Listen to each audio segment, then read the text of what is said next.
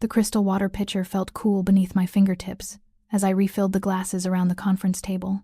6 months of working as Finn Walker's executive assistant had taught me exactly how he preferred things. Efficient, discreet, and invisible. That last part was crucial because while everyone assumed I was just organizing his schedule and taking notes, I was actually searching every corner of his penthouse for a single flash drive that could save my brother's life. Tonight, that secret mission was about to collide with the most dangerous moment of my career.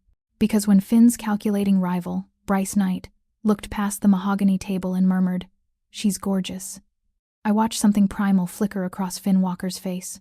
And before his legendary control could stop him, 2 words escaped that would shatter everything. "She's mine."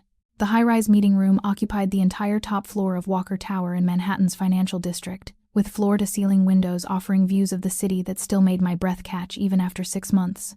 Everything here whispered power: the Brazilian hardwood floors, the abstract paintings that I was too nervous to research the value of, the security system that probably rivaled government installations. I smoothed down my charcoal pencil skirt and checked my reflection in the polished chrome of the espresso machine. My auburn hair was pulled back in a sleek low bun, not a strand out of place. Professional, competent, exactly what Finn Walker demanded from everyone in his inner circle. What he didn't know was that I'd accepted this position for one reason only. Somewhere in this penthouse was the evidence I needed to clear my brother of charges that would destroy him. Marcus Liu, Finn's head of security, appeared in the doorway. He was compact, but dangerous. Early 40s. Always polite, but with eyes that catalogued every movement. "Mr. Walker will have 5 guests tonight," Marcus said, his tone neutral but weighted. "This is Bryce Knight's first visit to the penthouse. Security protocols are elevated." "Understood," I replied, keeping my voice steady despite the knot forming in my stomach. Marcus hesitated, unusual for him. "Miss Bell, stay professional tonight. Don't engage unless directly addressed. Bryce Knight is not like our usual guests." Something in his warning made my pulse quicken, but I simply nodded. In 6 months, I'd learned that Finn Walker operated in spaces where business and danger overlapped seamlessly. I wasn't naive about what he did. You didn't control half of Manhattan's commercial real estate and private security contracts without connections that existed in calculated shadows. But I'd also learned that asking questions was the fastest way to be excluded from rooms where the flash drive might be hidden. By 7:45 p.m., the conference room looked flawless. I'd arranged Finn's preferred setup: minimal paperwork, strategic seating that positioned him with his back to the windows, bottled water from that obscure Italian brand he insisted on. The scotch I'd been instructed to have ready was a vintage I couldn't pronounce, each bottle probably worth more than my monthly rent. The first guests arrived precisely at 8. 2 men in dark suits, both moving with the controlled awareness of people who'd survived dangerous situations through vigilance rather than luck. They nodded at Marcus but said nothing to me. I stood near the built-in bar, hands clasped professionally, eyes down but aware. Then Finn appeared from his private office, and as always, my traitorous pulse stuttered. He was 34 but carried authority that made him seem ageless. Tonight he wore a midnight blue suit that emphasized his broad shoulders, his dark hair shorter on the sides with just enough length on top to look deliberately styled rather than controlled. His jaw was sharp, his green eyes alert as they swept the room, cataloging positions and potential threats with the efficiency of someone who'd learned young that hesitation meant death. He was striking in a way that felt almost weaponized, all clean lines and controlled power. The kind of handsome that made smart women nervous because beauty that precise usually came with proportional danger. If you want more stories where protection meets passion and power meets vulnerability, subscribe now. This family only grows when you choose to be part of it. I'd spent 6 months trying not to notice how his rare smiles transformed his entire face from intimidating to devastating, trying not to notice the way his voice dropped half an octave when he was thinking through complex problems, trying not to notice him at all, because noticing meant distraction, and distraction meant failing the mission that had brought me here. "Gentlemen," Finn said, his voice carrying that particular blend of warmth and warning that made even powerful men instinctively respect boundaries. "Thank you for coming." The final 2 guests arrived together, and I felt the air in the room change, pressure dropping like before a storm. The first was an older man, 60-something, with silver hair and the posture of someone who'd spent decades commanding rooms through presence rather than volume. The second was younger, maybe 38, with the polished appearance of old money meeting new ambition. His suit was Tom Ford. His watch was Patek Philippe. His cologne was something woody and expensive that reached me even from across the room. His eyes were what made my skin prickle pale blue, calculating, the kind of eyes that assessed value and weakness simultaneously. "Bryce," Finn said, extending his hand with perfect professional courtesy that somehow conveyed no actual warmth. "Appreciate you making the trip, Finn." Bryce Knight's smile was practiced, his handshake probably calibrated for exactly the right duration and pressure. "Your reputation precedes you," though I have to say his gaze swept the penthouse. "The reality exceeds expectations. You've built something impressive here." "We do our best," Finn replied, his tone giving away nothing. I moved forward to take coats and offer drinks, keeping my movements efficient, my expression neutral. This was the performance I'd perfected over 6 months, present enough to serve, invisible enough to be forgotten, trustworthy enough to be left alone in rooms where I could search for the flash drive that would save my brother. "What can I get everyone?" I asked, my voice professionally modulated. Orders came in quick succession. Scotch neat, bourbon on ice, sparkling water, one request for the Italian bottled water Finn preferred. I moved to the bar cart, acutely aware of eyes tracking my movements, Marcus's professional assessment, Finn's brief acknowledgement, and something else that made my shoulders tense. Bryce Knight was watching me with the kind of attention that felt deliberate. Not inappropriate, exactly, but weighted, assessing. I served the drinks with practiced efficiency, setting Finn's scotch at his right hand exactly where he preferred it, offering the others their glasses with brief eye contact and a professional smile that meant nothing. "Shall we sit?" Finn gestured toward the conference table. The men moved with the choreography of people accustomed to negotiating in rooms where every position mattered. Finn took his seat with his back to the windows, which meant he trusted Marcus's exterior security implicitly. Bryce sat directly opposite, which meant he either didn't know that was a power move challenge or didn't care. I retreated toward the bar area, standing in the position I'd learned was Finn's preference, close enough to respond immediately to requests, far enough back to be psychologically dismissed from the conversation. Through the next 20 minutes, I watched Finn navigate the discussion with the precision of a chess grandmaster. The topic was ostensibly commercial real estate acquisitions in the meatpacking district, but underneath every pleasant exchange was calculation, territory, resources, power. Bryce Knight was good, better than most of the men I'd watched attempt to negotiate with Finn over 6 months. He knew when to push and when to yield ground strategically. He understood that Finn respected competence more than flattery, but there was something underneath his professionalism that felt wrong, a kind of coiled ambition that wasn't satisfied with mutual benefit. Bryce Knight didn't want partnership. He wanted displacement. I was so focused on reading the room's dynamics, a skill I developed specifically for this undercover work, that I almost missed the moment everything changed. "Your operation is impressively tight, Walker," Bryce said, accepting a refill of bourbon I'd just poured. "Security, logistics, personnel, everything runs like precision machinery." "I've learned that consistency matters," Finn replied neutrally. "Indeed." Bryce's gaze drifted, seemingly casual, landing on me for a fraction too long. "Your assistant, for instance. She's been flawless tonight. Efficient." I felt Finn's attention shift, subtle but total, the way a predator's focus changes when something enters its territory. "Miss Bell is very capable," Finn said, his tone still professional but with something underneath I couldn't quite identify. "She's more than capable," Bryce said, and now his smile had an edge that made my stomach drop. He turned fully toward me, his pale eyes assessing in a way that felt deliberately provocative. "She's gorgeous." The silence that followed was suffocating. I froze with the bourbon bottle still in my hand, every instinct screaming that something fundamental had just shifted. Marcus's hand moved almost imperceptibly toward his jacket. The other men at the table went very still, watching Finn with the wariness of people who'd learned to read dangerous moods. Finn Walker's expression didn't change, but I'd spent 6 months studying him, learning to read the micro-expressions that most people missed, and what I saw in that moment made my blood run cold and hot simultaneously. His jaw tightened, his fingers stilled on his scotch glass. His eyes, those sharp green eyes that could calculate odds and threats with computer-like efficiency, went flat and hard in a way I'd never seen before. And then, before his legendary control could reassert itself, before the strategic mind that had built an empire could intervene, Finn Walker spoke 2 words that would detonate my entire carefully constructed mission. "She's mine." The words hung in the air like a grenade with the pin pulled. I felt the bourbon bottle slip from my suddenly nerveless fingers, heard it thud against the carpet without breaking, heard the liquid glug out in a spreading stain that would probably require professional cleaning, but I couldn't move, couldn't breathe, couldn't process what had just happened. Finn looked as shocked as I felt a fraction of a second where his own words registered, where he realized what he'd just done. But then his expression hardened into something territorial and absolute, and I understood with horrifying clarity that he'd just made a public claim he couldn't take back. Not without looking weak in front of a rival who was now smiling like he'd just won something valuable. "I see," Bryce said, his voice carrying satisfaction that made me want to flee the room. "Well then. Congratulations are in order, Walker. She's certainly worth claiming. This meeting is concluded," Finn said, his voice carrying absolute finality. "Marcus, please escort Mr. Knight and his associates out."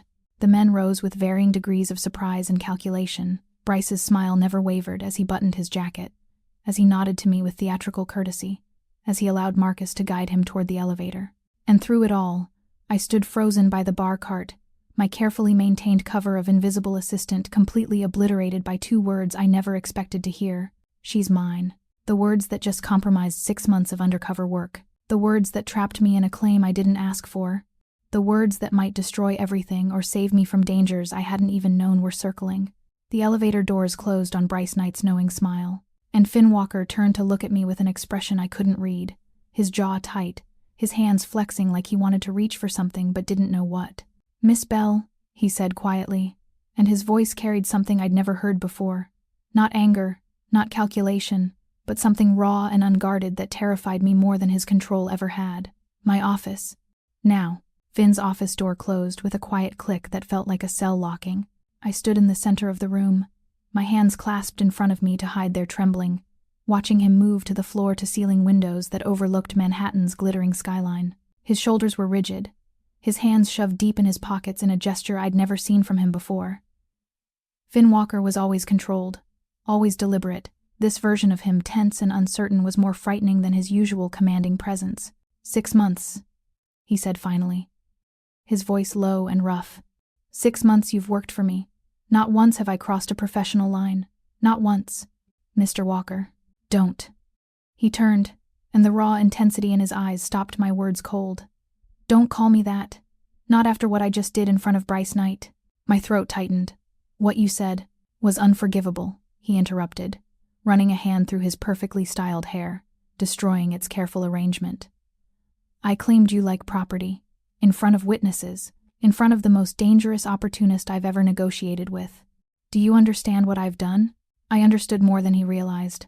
I understood that 6 months of careful invisibility had just been obliterated, that Bryce Knight would now see me as leverage, as weakness, as a tool to use against Finn, that my mission to find the flash drive hidden somewhere in this penthouse had just become infinitely more complicated because I'd gone from ignored assistant to publicly claimed possession in the span of 2 words. I understand, I said carefully, that the situation is complicated. Complicated. Finn's laugh was bitter. Clara, I just painted a target on you. Bryce Knight doesn't make social observations. He probes for vulnerabilities, and I just confirmed that you're mine, which means every enemy I have will now view you as a way to hurt me. The way he said mine made something twist in my chest, possessive but also protective, claiming but also terrified.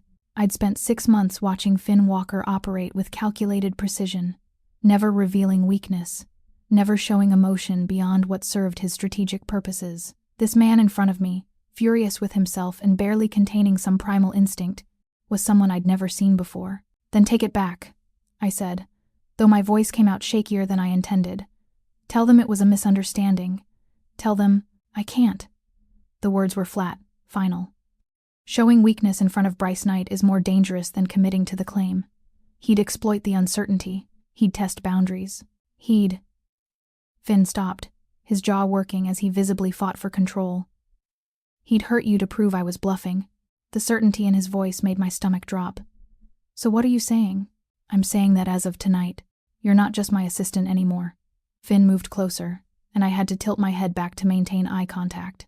I'm saying that claim I made, that instinctive, idiotic territorial declaration, is now real. Because the alternative is putting you in more danger than my protection. I didn't ask for your protection, I said, and heard the edge of panic in my own voice. Because Finn's protection meant scrutiny. It meant security watching my movements. It meant the exact opposite of the freedom I needed to search for the flash drive that could save my brother from 15 years in federal prison for crimes he didn't commit. You didn't ask? Finn agreed, his voice dropping to something almost gentle. But you have it anyway. Starting tonight, you're under my personal security. Marcus will assign a detail. You'll move into the guest suite on this floor. No. The word came out harder than I intended, but desperation was overriding caution. I have my own apartment, my own life. You can't just— I can, Finn interrupted, and now his voice carried the authority I'd heard him use in negotiations, absolute and unyielding. I just did. And Clara? He reached out slowly, giving me time to step back, and when I didn't, his hand curved along my jaw with unexpected gentleness. I know this isn't what you want. I know I've trapped you in something you didn't choose, but I meant what I said. You're mine now, which means I protect what's mine, even from threats you don't see coming. His thumb brushed across my cheekbone, and I felt my carefully maintained composure crack, because underneath the fear and the complications and the mission I couldn't complete, there was something I'd been denying for 6 months, something that recognized the possessiveness in his voice and responded to it despite every logical reason not to. This is insane, I whispered. Yes, Finn agreed, but it's also non-negotiable. Marcus is already arranging your security detail. Your apartment will be cleared of your essentials by morning. And Clara? His hand dropped from my face, leaving cold absence in its wake. I'm sorry I lost control. I'm sorry I claimed you without permission, but I'm not sorry I'm keeping you safe, even if you hate me for it. He stepped back, putting professional distance between us, though his eyes remained intense on mine. Go to the guest suite. Try to rest. Tomorrow we'll discuss how this arrangement works. I should have argued. Should have demanded my freedom. Should have told him that his possessive protection was the worst possible thing for the secret mission that had brought me into his life 6 months ago. Instead, I turned toward the door, my mind already racing through how I'd search for the flash drive now that Finn's security would be watching my every movement. Behind me I heard Finn's voice, quiet and raw. For what it's worth, Clara, I meant it. Every word. I didn't trust myself to respond. The door closed behind me, and I stood in the hallway trying to breathe through the realization that everything had just changed. Finn Walker had claimed me, and I had 6 months of lies to protect before his protection destroyed everything I'd sacrificed to achieve. The guest suite Finn had assigned me was larger than my entire apartment. Floor-to-ceiling windows offered the same stunning Manhattan views as his office. The furniture was sleek and expensive, and the king-sized bed looked like something from a luxury hotel. Everything was perfect, impersonal, beautiful, and absolutely useless for my purposes because Marcus Liu stood in the doorway with a tablet, explaining security protocols with the efficiency of someone delivering a prison sentence. Motion sensors on all exits, he said, his voice professionally neutral. Cameras in the hallway outside your door. Your keycard will flag any attempt to access restricted areas of the penthouse. Restricted areas, I repeated carefully. Such as?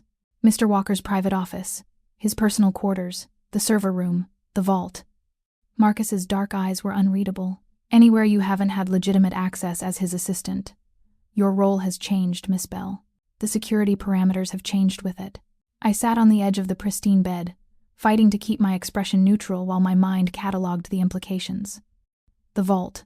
I'd spent 6 months suspecting Finn had a secure storage area somewhere in the penthouse, but I'd never been able to confirm its location. Now Marcus had just told me it existed and that I'd trigger alarms if I went anywhere near it. The flash drive I needed was probably inside that vault. The evidence that would prove my brother didn't embezzle money from his employer, that would show he'd been framed by the real thieves, that would keep him from spending 15 years in federal prison. 6 months of careful searching, of staying late to scan offices, of memorizing Finn's routines and exploiting tiny windows of opportunity. All of it now impossible because Finn's impulsive claim had turned me from invisible assistant into protected possession. Understood, I said quietly. Marcus hesitated, and something almost like sympathy flickered across his face. Mr. Walker's intentions are protective, not restrictive. He's trying to keep you safe. From what? I asked, hearing the bitterness in my own voice. From Bryce Knight looking at me? From men making observations about my appearance? That's not protection, Marcus. That's control. Bryce Knight is dangerous in ways you don't understand yet, Marcus said, his tone hardening.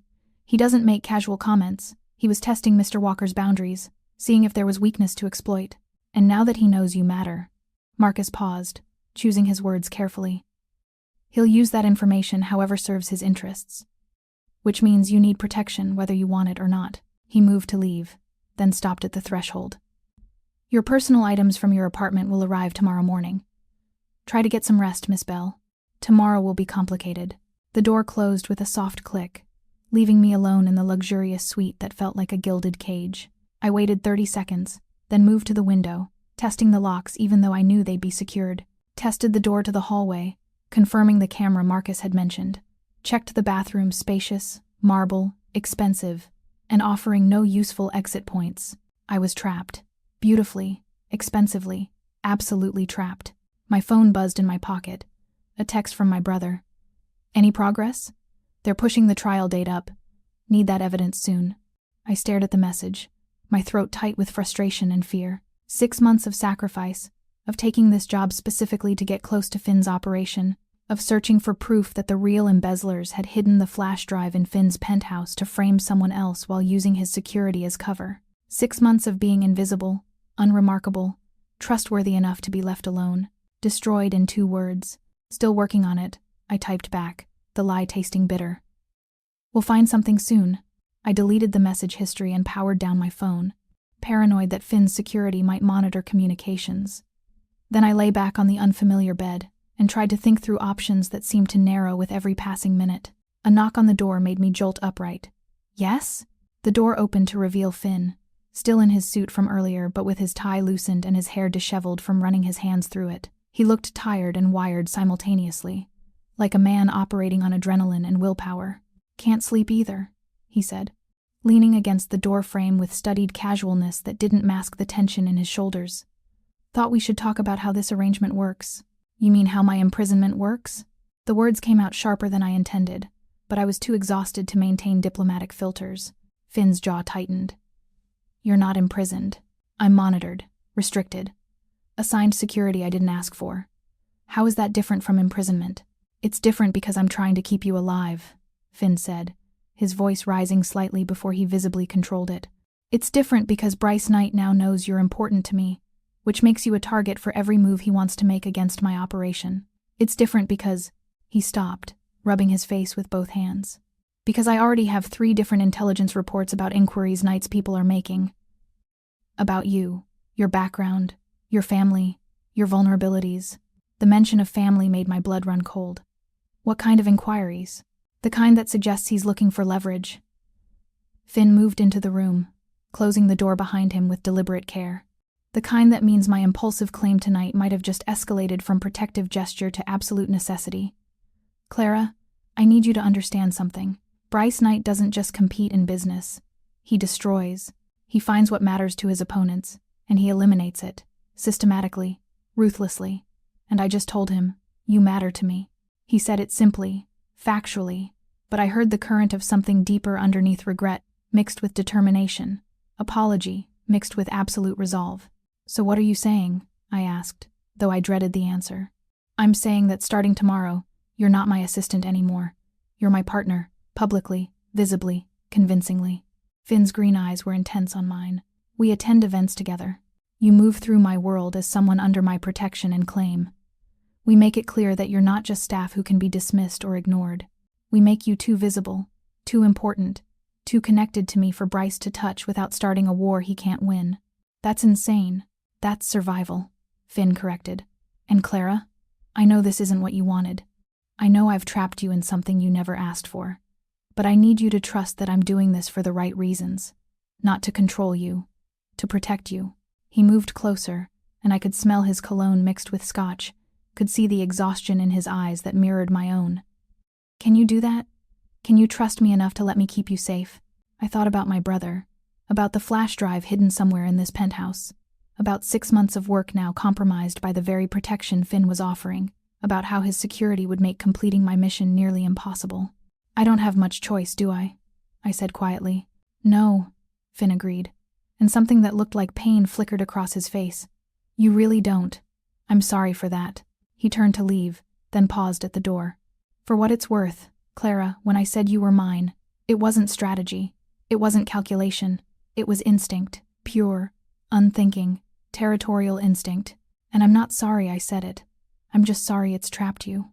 The door closed, leaving me alone with the realization that Finn Walker's protection might save my life while destroying my only chance to save my brother. 3 days of being Finn Walker's publicly claimed partner taught me that protection and imprisonment were separated by the thinnest of lines.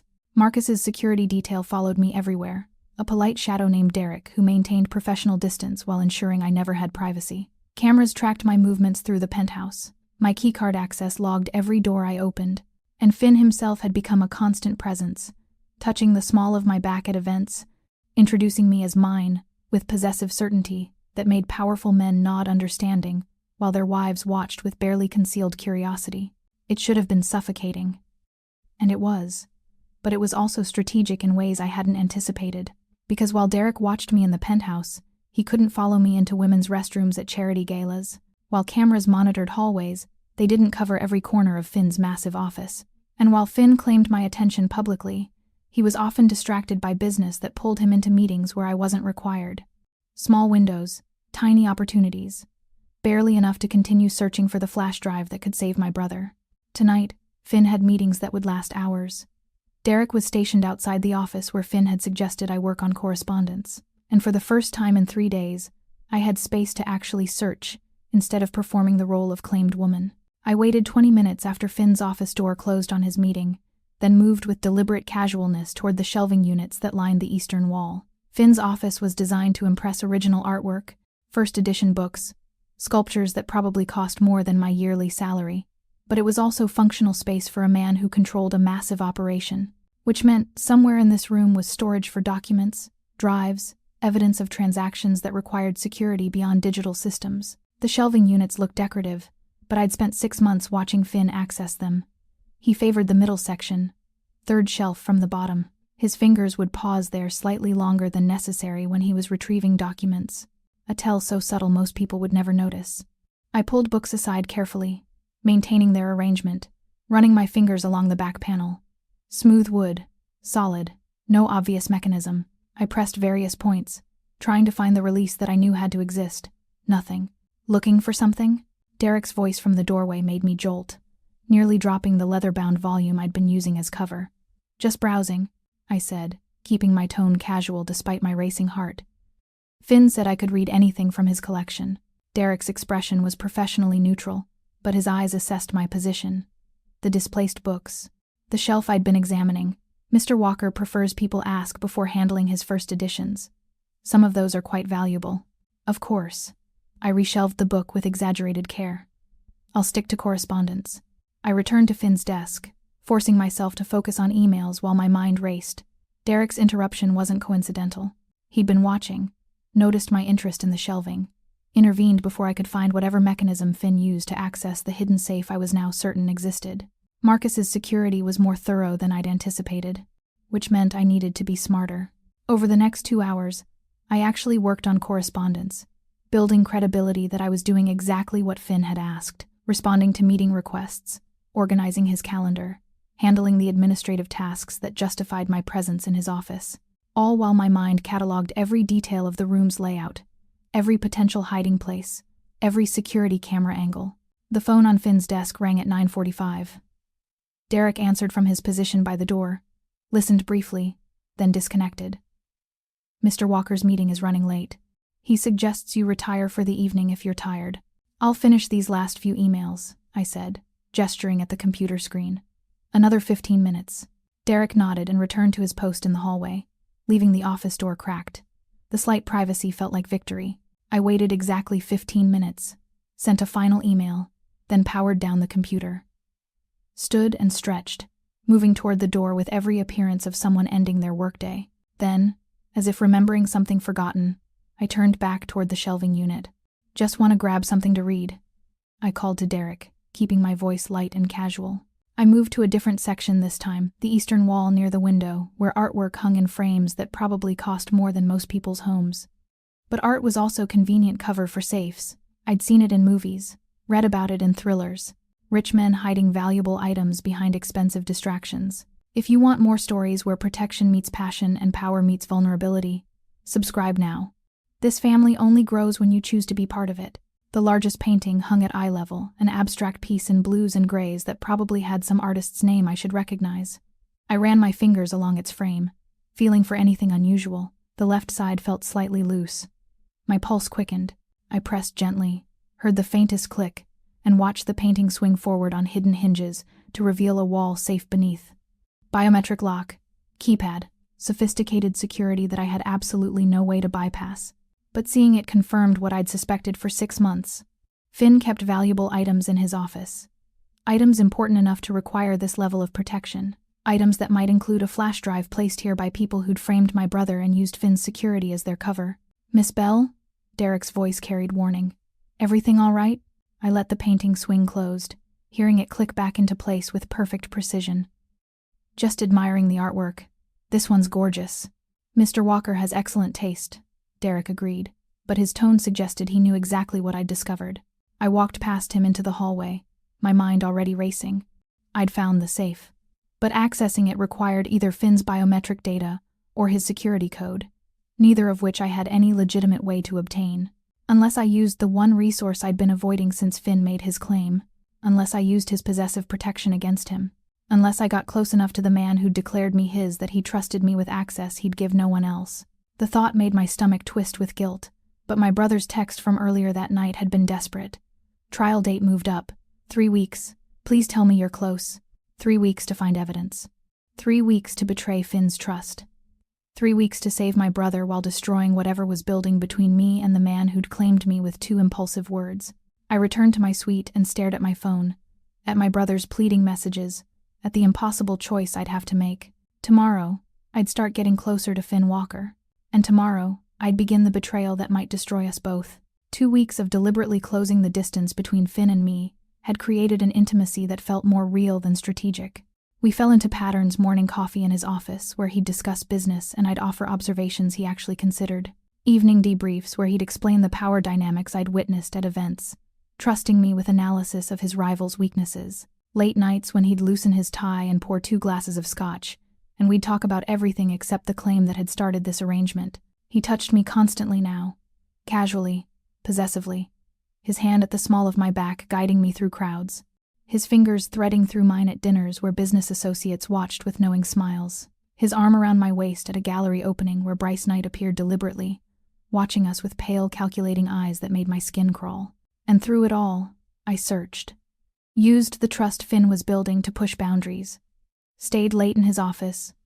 Memorized his routines. Learned that he preferred reading physical documents at night, which meant accessing his safe regularly between 9 and midnight. I was close. So dangerously close to completing my mission.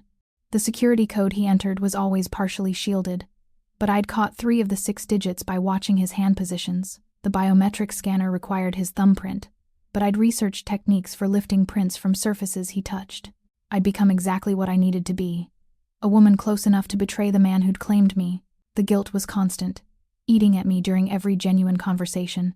Every moment his guard dropped and I saw the man beneath the calculating boss. Finn Walker wasn't the untouchable figure I'd expected when I took this job.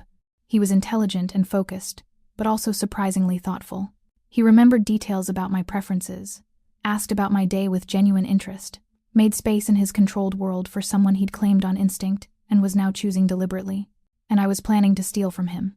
Tonight, he'd left his office to take a call in his private quarters, something about a situation in his Brooklyn holdings that required immediate attention.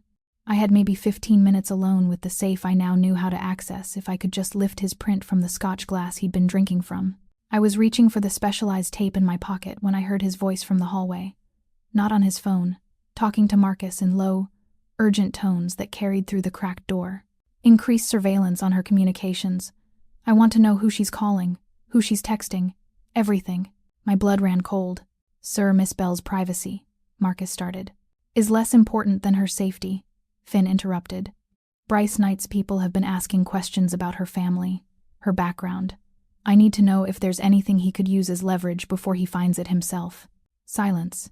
Then Marcus, "I'll have the full report by morning." I moved away from the desk, my hands shaking, my mind racing. Finn was investigating me, which meant he'd find my brother, find the charges, find the connection to the flash drive that was supposedly hidden somewhere in his operation, find everything I'd been hiding for 6 months.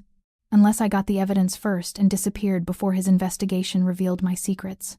I grabbed my phone and moved to the bathroom attached to Finn's office, the one place I knew cameras didn't reach. Dialed my brother's number with fingers that trembled. "Clara?" Jake's voice was rough with stress. Tell me you have something. Trial starts in 9 days. 9 days and they're going to… I'm close, I interrupted, keeping my voice barely above a whisper. But I need to move faster. I need you to do exactly what I say. Get ready to disappear. The second I have the evidence, we're both leaving. New identities, new lives, exactly like we planned. Leave? Clara, I thought maybe you could just get the drive and turn it over anonymously. Why do you need to run? Because I've gotten too close, I thought. Because Finn Walker claims me as his and I've let him believe it's real. Because I'm betraying a man who's shown me more genuine protection than anyone in my life, and I can't face him afterward. Just trust me, I said aloud. Be ready. This time next week we're both free. I promise. I ended the call and deleted the history, then splashed cold water on my face and tried to steady my breathing. Tried to ignore the guilt that threatened to choke me. When I emerged from the bathroom, Finn was back in his office, standing by the windows with his shoulders tight with tension I'd learned to recognize. He turned when he heard me, his green eyes searching my face with intensity that made me feel transparent. Everything all right? He asked quietly. Fine. Just needed a minute. I forced a smile that felt like betrayal. Long day. Yeah. He moved closer, and I saw exhaustion in the lines around his eyes, stress in the way he rubbed his neck. Clara, I need to ask you something, and I need you to be honest with me. My heart was pounding so hard I was certain he could hear it.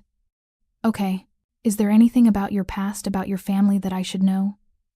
Anything that might make you vulnerable to the kind of pressure Bryce Knight specializes in? The question was direct, concerned, giving me an opening to tell him the truth, to admit the real reason I was here, to trust that his protective claim extended to understanding why I'd lied. But trust was a luxury I couldn't afford. Not when my brother's freedom required Finn staying ignorant for just a few more days. No, I said, and the lie tasted like ash. Nothing that would matter to someone like Knight. Finn studied me for a long moment, something shifting in his expression, disappointment maybe, or recognition that I was holding back, but he just nodded slowly. All right. If that changes, if you remember anything concerning, tell me. Please. I can protect you better if I know what threats might be coming. I will. I lied again, and watched something in his eyes shutter closed. He moved to his desk and began gathering papers, his movements sharp with frustration that I knew I'd caused. It's late. You should get some rest. The dismissal was gentle but absolute. I'd broken something between us with my evasion, created distance he could feel even if he couldn't identify its source. Finn. Good night, Clara. I left his office with the weight of his disappointment following me, returned to my suite and lay in the dark, staring at the ceiling, knowing I'd just chosen my brother over whatever was building between Finn and me. Tomorrow, I'd steal the flash drive. Tomorrow, I'd betray the man who'd claimed me. Tomorrow, I'd prove that his instinct to possess me had been a mistake from the start, and I'd spend the rest of my life wondering if protection I'd rejected had been the only real thing I'd ever been offered. I found it by accident. Not the flash drive that was still presumably locked in Finn's safe, requiring access I'd been working toward for weeks, but something that changed everything I thought I knew about my mission. Finn had left early for a breakfast meeting with investors in Midtown. Derek was assigned to escort me to a spa appointment. Finn had arranged his version of giving me space while maintaining security, but the appointment wasn't until 11, which left me 3 hours alone in the penthouse with Marcus's security team doing their morning shift change. A window, small but exploitable. I'd been searching Finn's home office, a smaller space he used for personal business separate from his professional empire. The desk drawers were locked, but the filing cabinet tucked behind an antique screen wasn't secured, probably because Finn assumed no one would venture into his private quarters without permission. The files were meticulously organized, labeled with dates and transaction codes that meant nothing to me. I was about to give up when I saw the folder marked with my brother's employer's name, Caldwell Industries, the company Jake had supposedly embezzled from, the company that had pressed charges and demanded prosecution, the company whose stolen funds my brother was accused of hiding. My hands shook as I pulled the folder. Inside were documents that made my stomach drop. Transaction records, ownership papers, a corporate structure diagram that showed exactly what I'd suspected but couldn't prove. Finn Walker owned Caldwell Industries, had owned it for 3 years through a shell company buried in layers of legitimate holdings, which meant the embezzlement case against my brother, the charges, the investigation, the prosecution, had all happened under Finn's ultimate authority. But that wasn't what made my breath catch. It was the sticky note attached to one of the transaction records, written in handwriting I recognized as Finn's. Review anomalies in Caldwell accounts. Someone's using our operation as cover. Find out who. Dated 6 weeks ago. A month and a half after I'd started working for him. Before his impulsive claim. Before anything between us had shifted from professional to personal. Finn had been investigating the same embezzlement that had framed my brother. I heard footsteps in the hallway and quickly photographed the documents with my phone, returned the folder, and slipped out of the home office just as Derek appeared looking for me. "Miss Bell, we should leave for your appointment." "Of course." I kept my voice steady despite my racing heart. Just needed to grab something from my room. During the car ride to the spa, I stared at the photos on my phone, reading them again and again, trying to process what I'd discovered. Finn had been investigating Caldwell Industries' financial irregularities, had notes about tracking stolen funds, had marked certain transactions as suspicious, which meant he'd either eventually discover my brother was innocent, or he'd find evidence I'd been planted in his organization to steal proof of that innocence. Either way, my mission and Finn's investigation were on a collision course. The spa appointment passed in a blur. I barely noticed the massage therapist working on tension I'd been carrying for weeks. My mind was occupied with recalculating everything I thought I knew. When I returned to the penthouse at 2 p.m., Finn was back early from his meetings. He stood in his office, holding something small and black in his hand, his expression unreadable. The flash drive. "Clara." His voice was quiet, controlled, but I heard something underneath, hurt mixed with anger, mixed with betrayal. "I think we need to talk about what you've really been looking for in my home." I stood frozen in the doorway of Finn's office, watching him turn the flash drive between his fingers with a casualness that didn't match the tension radiating from his shoulders. Behind him, the Manhattan skyline stretched endlessly, but all I could see was the evidence I'd spent 6 months searching for, now in the hands of the man I'd been planning to steal it from. "Come in," Finn said quietly. "Close the door."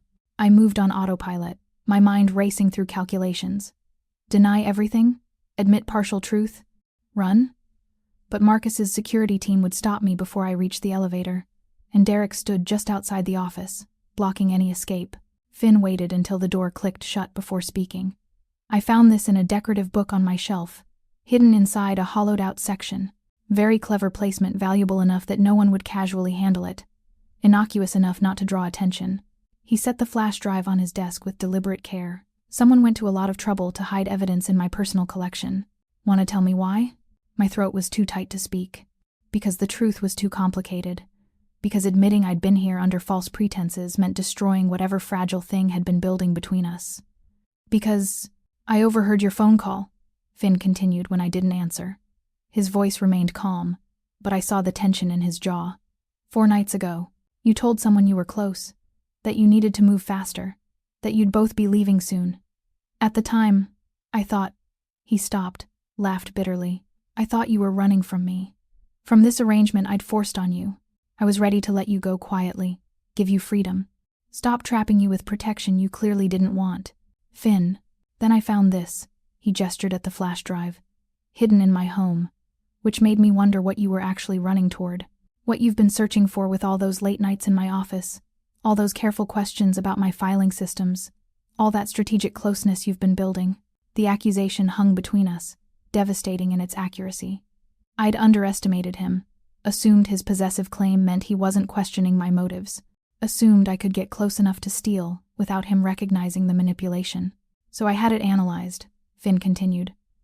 "Took it to my tech team, asked them to decrypt the contents without compromising the data. Want to know what they found? I couldn't breathe. Because if Finn knew what was on the drive, he knew everything. Knew why I was here, knew my brother's connection, knew I'd been using him from the start. Financial records from Caldwell Industries," Finn said, his eyes never leaving mine. "Transaction logs showing systematic embezzlement over 3 years. Evidence that someone in accounting was stealing funds and redirecting them through shell companies.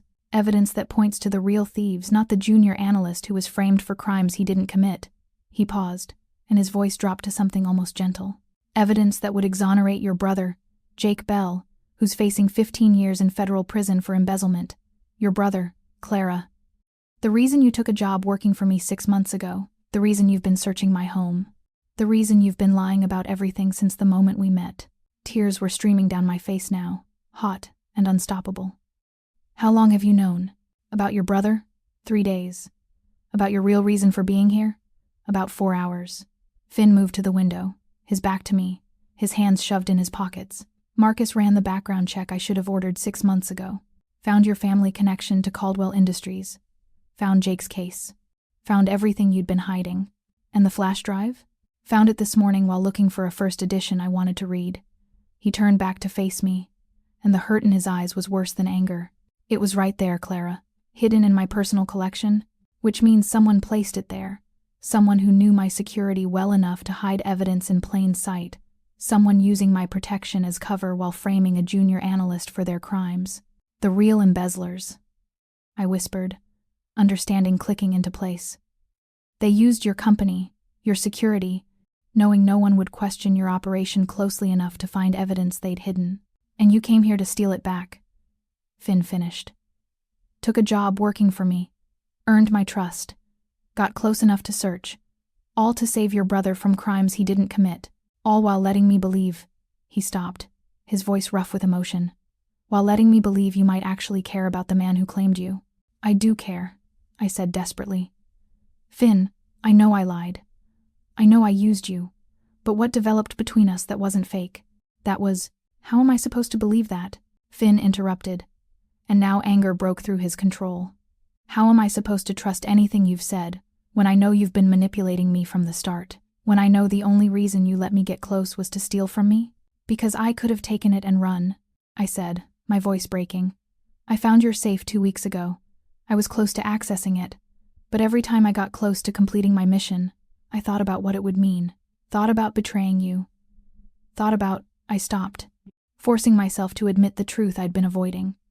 Thought about how much I'd fallen for you, how much I hated lying to you, how much I wanted the claim you made to be real instead of accidental. Finn stared at me, his expression unreadable. You're saying you fell for me while planning to steal from me. I'm saying I fell for you despite planning to steal from you, I corrected.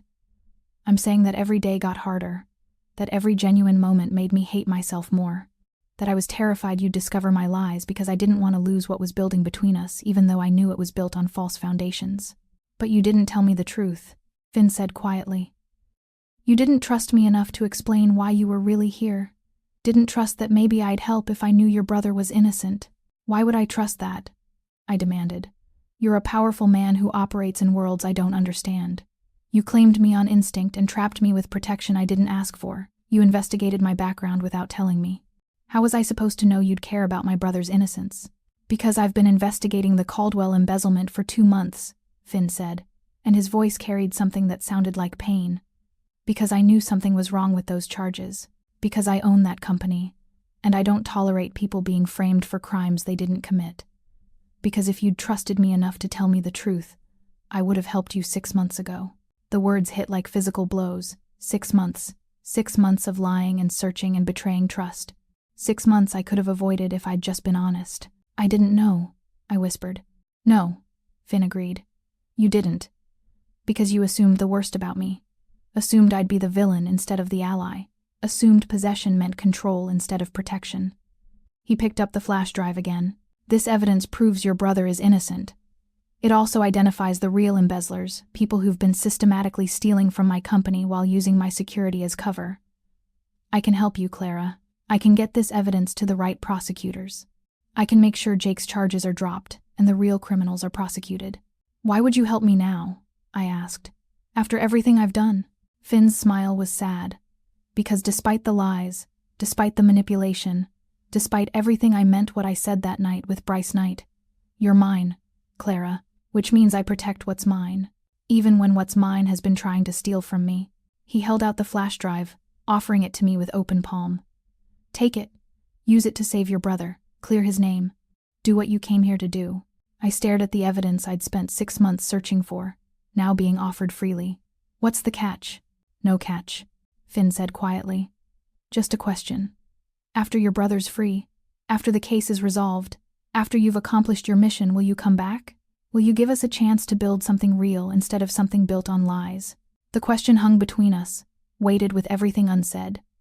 Trust earned through honesty instead of claimed through possession. Partnership chosen instead of protection, forced. A future built on truth instead of strategic necessity. I don't know if I deserve that chance, I admitted. Maybe not, Finn agreed. But I'm offering it anyway. Because when I said you were mine, it wasn't about ownership. It was about recognition. About finding someone worth claiming, worth protecting, worth trusting even when they've given me every reason not to. He pressed the flash drive into my hand, his fingers lingering on mine with surprising gentleness. Save your brother, Clara. Then come back and let me prove that protection doesn't have to mean imprisonment. That being claimed can mean freedom if you're claimed by someone who loves you enough to let you choose. I closed my fingers around the evidence that would save Jake, around the freedom I'd been working toward for 6 months, around the choice Finn was offering despite every reason to walk away. I'll come back, I whispered. I promise. Good, Finn said. And finally, I saw something other than hurt in his eyes. Because I'm not done claiming you yet. And next time, it'll be your choice too. 3 days after Finn handed me the flash drive, I sat in my brother's attorney's office watching Jake's face transform from desperate hope to overwhelming relief as the prosecutor agreed to drop all charges. The evidence on the drive was irrefutable. Transaction logs showing exactly how the real embezzlers had systematically stolen funds while framing Jake as a convenient scapegoat, using the complexity of Finn's corporate structure as cover. Jake was free. Cleared. His life restored while the actual criminals faced indictments that would put them away for decades. I should have felt triumph, relief, victory after 6 months of sacrifice. Instead, I felt hollow. Because winning my brother's freedom meant losing the man I'd fallen for while lying to him. Clara? Jake's voice pulled me from my thoughts. You okay? We won.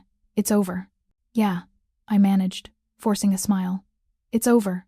Except it wasn't. Because my phone had been buzzing with increasingly urgent texts from Marcus. Miss Bell, Mr. Walker needs to speak with you immediately. And Clara, it's urgent. Bryce Knight has made a move. And finally, 40 minutes ago, get to the penthouse now. Security situation critical. I'd ignored them during the meeting with prosecutors, telling myself I'd deal with Finn's world after securing my brother's freedom. But now, reading Marcus's messages with growing dread, I understood I'd miscalculated. Bryce Knight had been waiting for exactly this moment, had been watching for when Finn's claimed possession was distracted, vulnerable, outside his protection. I have to go, I told Jake, already standing, gathering my things with hands that trembled. Stay with your attorney. Don't go home alone. Call me if anything feels wrong. Clara, what's going on? Just stay safe, I said and ran. The cab ride to Walker Tower took 27 minutes that felt like hours. I tried calling Finn directly, no answer. Marcus voicemail. Even Derek didn't pick up, which meant something was seriously wrong. The penthouse elevator required keycard access I wasn't sure I still had. But my card worked, the elevator rising with agonizing slowness while my mind imagined worst-case scenarios. The doors opened to controlled chaos.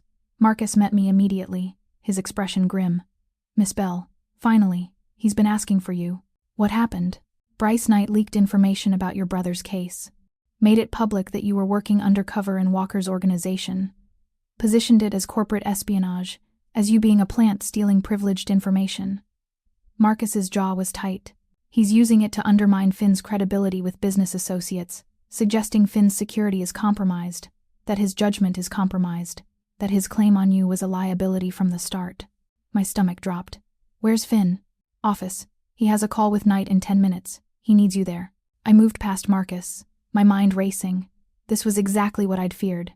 My lies, my mission, my very presence in Finn's life had become the weapon Bryce Knight needed to attack him.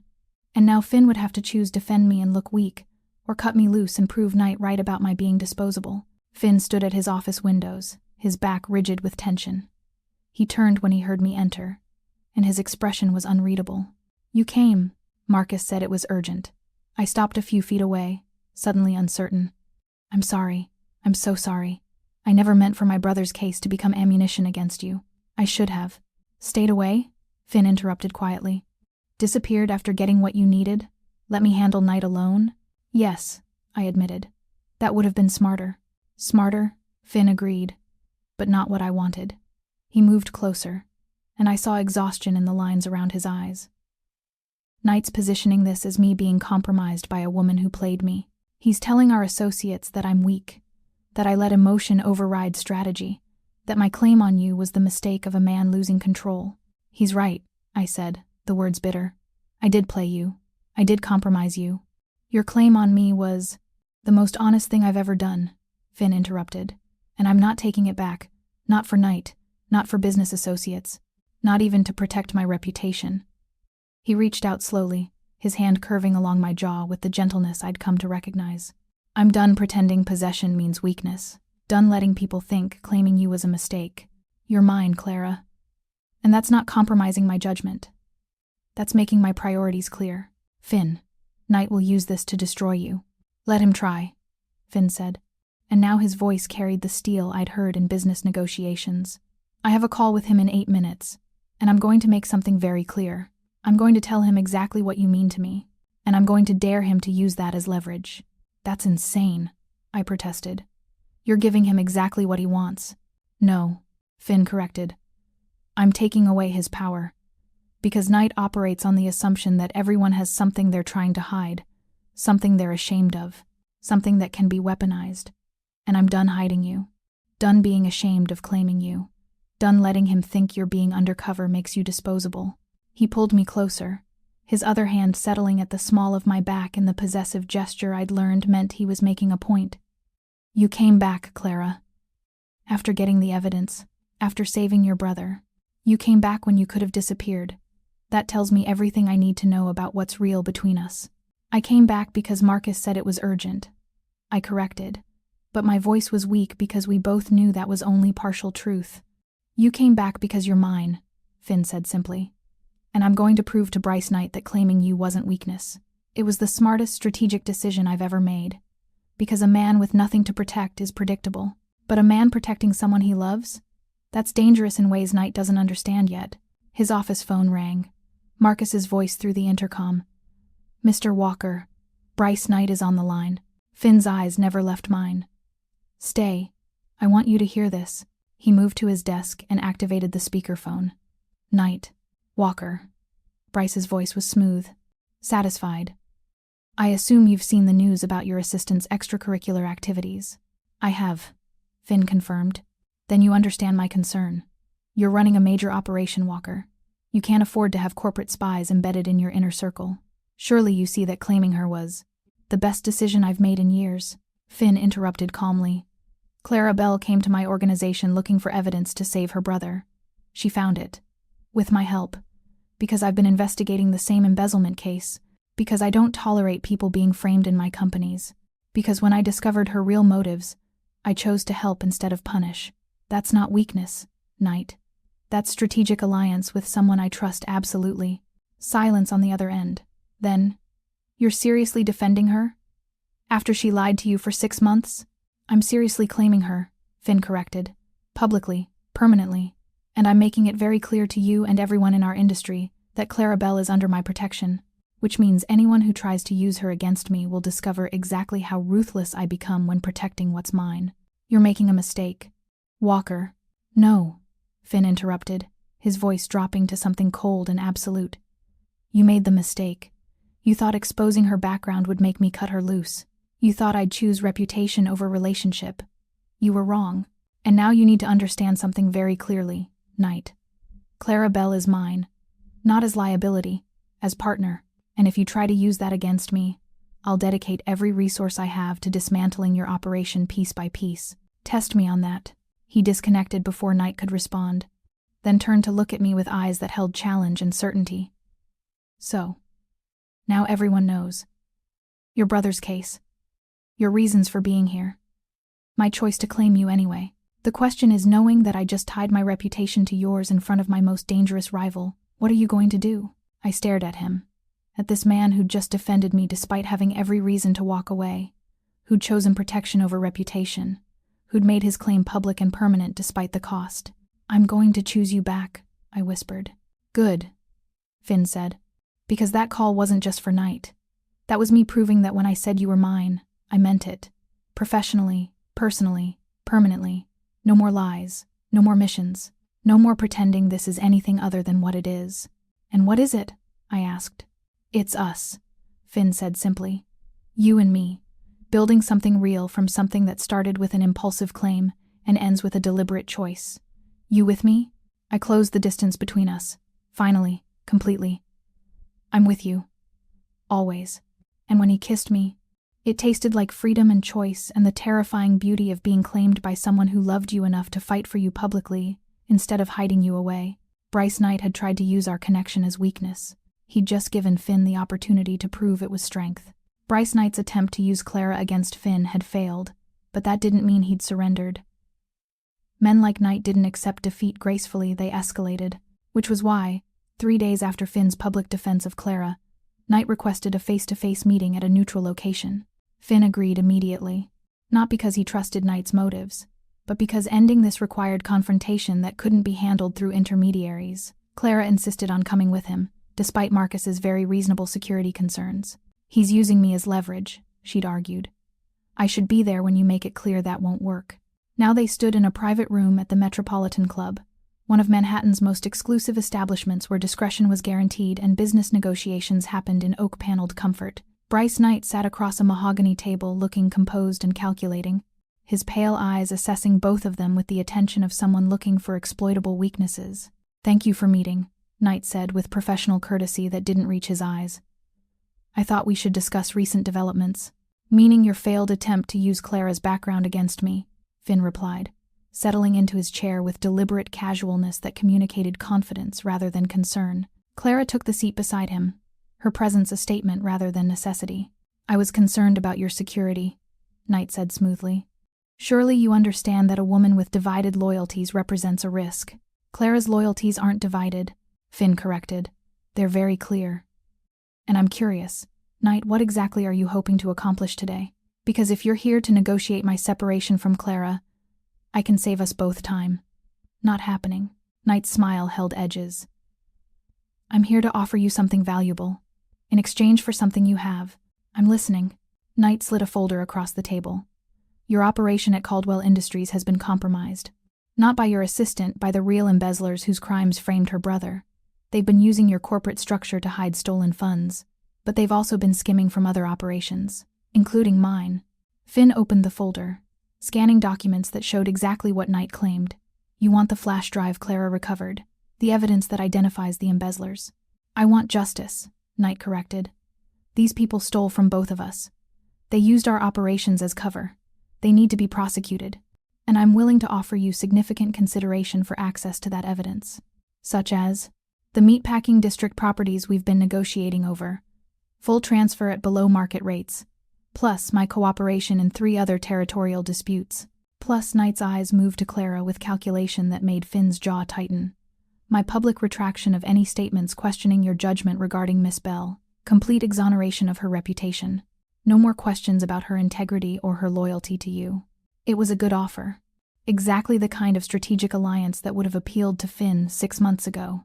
Territory, resources, business advantage, all in exchange for evidence he had every right to use himself. But 6 months ago, he hadn't understood that some decisions weren't about strategy, they were about principle. "No," Finn said simply.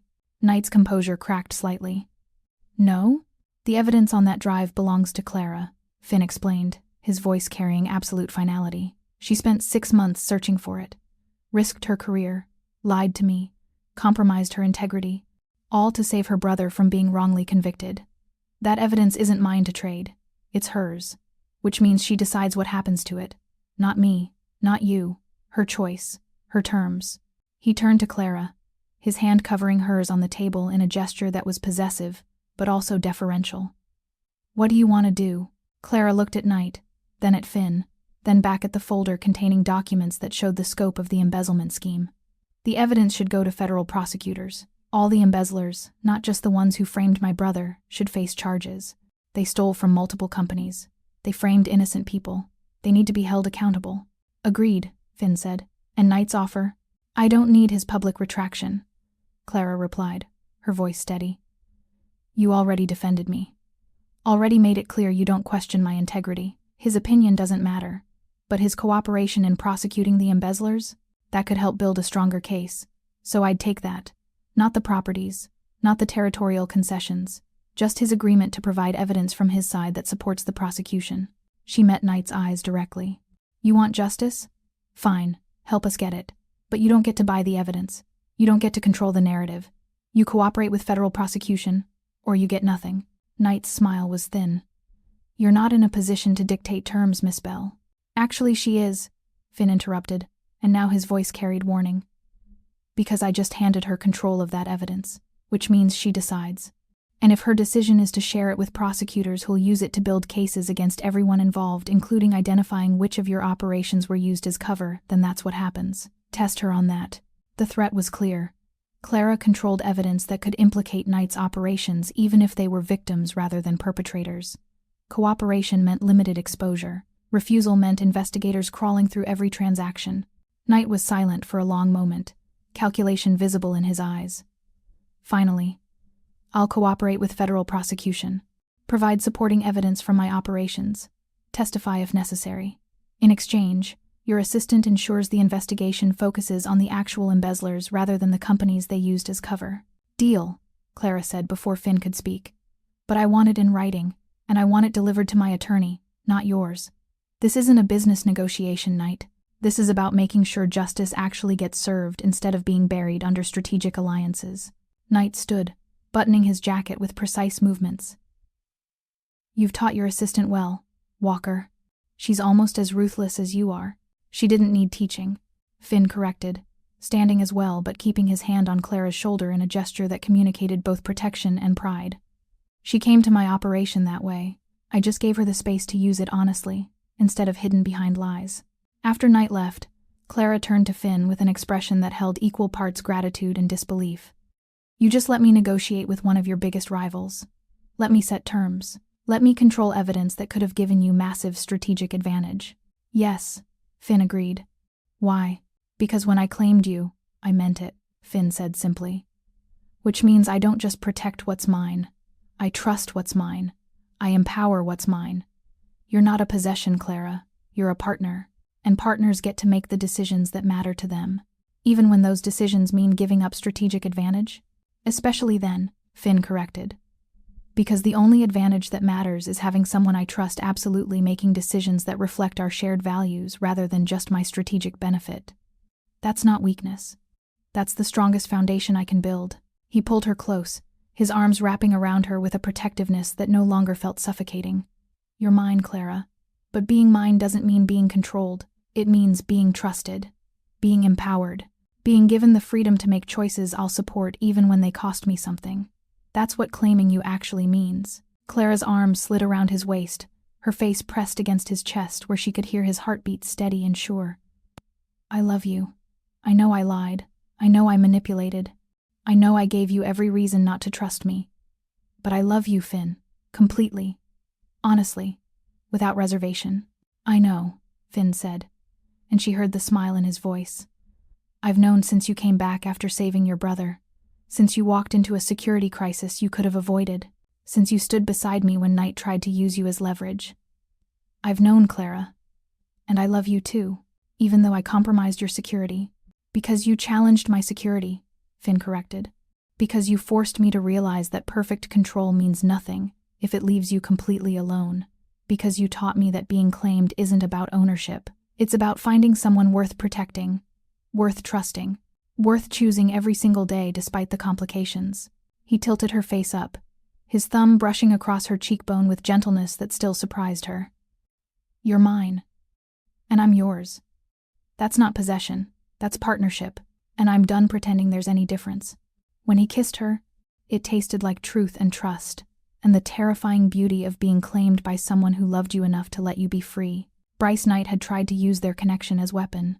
He'd just watched Finn transform it into the foundation of something stronger than strategic advantage. He'd just learned that a man protecting someone he loved was far more dangerous than a man protecting territory. And Clara Bell had just discovered that being claimed could mean freedom if you were claimed by someone who understood that love was trust rather than control. 6 weeks after the confrontation with Bryce Knight, Clara stood in Finn's office watching him finalize documents that would change everything. Not business documents this time, personal ones. Legal papers that would transform Walker Tower from fortress to home, that would add her name beside his on property titles, that would make official what had become true through choice rather than claim. You're sure about this? Finn asked, setting down his pen to look at her with eyes that still held the intensity that had first captured her attention 6 months ago. Adding you to the property deed means you're committed. Legally. Permanently. No more pretending this is temporary. I'm sure, Clara confirmed, moving to sit on the edge of his desk in a gesture that would have been unthinkably unprofessional 6 months ago but now felt natural. Though I have one condition. Name it. I want a real job. Not as your assistant anymore. Not as someone who exists in your world only because you claimed me. I want an actual position in Walker Holdings. Something that uses my skills. Something where I'm valuable beyond being yours. Finn's smile was slow and pleased. I was hoping you'd say that. How do you feel about heading our corporate compliance division, ensuring that what happened at Caldwell Industries embezzlers using our operations as cover never happens again? You'd have full authority to investigate any financial irregularities across all our holdings. Report directly to me. Build a team. Make yourself indispensable to the operation, rather than just to me personally. That's a real offer? Clara asked, searching his face for signs this was patronizing rather than genuine. Not just a way to keep me close? It's a real offer because you're genuinely qualified, Finn corrected. You spent 6 months infiltrating my operation, learning my systems, understanding how our security works. You identified vulnerabilities I didn't know existed. You found evidence hidden in places my own team never suspected. That's exactly the skill set I need running compliance. And Clara? You'll be working with my CFO and legal team, reporting to board meetings, building credibility independent of our relationship. This isn't charity. This is recognizing what you're actually capable of beyond being the woman I claimed. Clara felt something tight in her chest loosen, because this was what she'd needed without knowing how to ask proof that her value to Finn extended beyond being his possession, that he saw her as partner rather than just protected territory. Yes, she said. I'll take the position. Good. Finn stood, closing the distance between them, his hands settling on her hips with the familiar possessiveness that no longer felt constraining. Because I'm planning to legitimize the entire operation. No more gray areas, no more activities that require operating in shadows. I'm transitioning everything to legal business holdings. It'll take 2 years minimum, but I want to build something clean, something our kids could inherit without shame. Our kids? Clara repeated, her heart skipping. Eventually, Finn clarified, though his eyes held certainty that made the word feel more immediate than distant. If you want them. If you want this life, if you want to build something permanent with a man who claimed you on instinct and somehow got lucky enough that you chose him back, I do want that, Clara admitted. Want the legitimization. Want the partnership. Want the future where we're not constantly navigating the complications of your world. Want us to be real in ways that don't require strategic calculation. Then that's what we'll build, Finn said simply. Starting with you signing these documents that make this penthouse legally ours instead of just mine. Starting with you taking the compliance position that makes you indispensable to the operation. Starting with us choosing each other deliberately, instead of just accepting the claim I made 6 months ago. Clara picked up the pen, signing her name beside his on documents that transformed possession into partnership. When she finished, Finn's arms came around her from behind, his chin resting on her shoulder while they both looked out at the Manhattan skyline that had witnessed their entire complicated journey. You know what I realized? Clara said quietly. That night when you said I was yours, that wasn't the moment everything changed. That was just the moment you admitted something that had been building for months. You'd been falling for me the whole time I was lying to you, protecting me before you even consciously claimed me, seeing value in me beyond my competence as your assistant. I know, Finn agreed. I think I knew from the interview, when you looked me in the eye and answered my intimidation tactics with calm competence that suggested you weren't afraid of powerful men. Something in me recognized you then, wanted you. Needed you. The claim just made visible what was already true. That's terrifying, Clara observed. That's love, Finn corrected. The kind that bypasses strategy and logic. The kind that makes you claim someone without thinking. The kind that risks everything. Reputation, security, carefully maintained control, because protecting them matters more than protecting yourself. He turned her in his arms, his hands framing her face with the tenderness that still surprised her despite months of experiencing it. I claimed you, Clara, but you claimed me right back, by coming back when you could have run, by trusting me with your brother's crisis, by standing beside me when Knight tried to use our connection as weapon, by choosing me deliberately instead of just accepting my possession. That's partnership. That's love. That's us. Forever? Clara asked, though she already knew the answer. Forever, Finn confirmed. You're mine. I'm yours. And that's not possession. That's promise. The kind worth building everything on. When he kissed her this time, it tasted like home and choice, and the absolute certainty of being claimed by someone who loved you enough to set you free while praying you'd choose to stay. Behind them, Manhattan glittered with lights, the city that had witnessed their collision and transformation, the fortress that had become home, the empire that was becoming partnership, and in a penthouse that now belonged to both of them, two people who'd found each other through lies and claimed each other through truth stood together and understood what they'd built. Not perfection, not simplicity, not the easy love of uncomplicated people, but real love. The kind built through challenge and honesty, and choosing each other despite every reason strategy would suggest walking away. Finn Walker had claimed Clara Bell with 2 impulsive words. She'd claimed him back through deliberate choice. And together, they'd discovered that the most powerful thing you could possess was partnership with someone who trusted you enough to be vulnerable. Someone who loved you enough to let you be free. Someone who claimed you not as possession but as promise. Forever. Finally, home. If this story touched your heart, please share in the comments where you're watching from around the world. Don't forget to like, subscribe, and share this video with someone who needs a reminder that help sometimes comes from the most unexpected places. Your support keeps these stories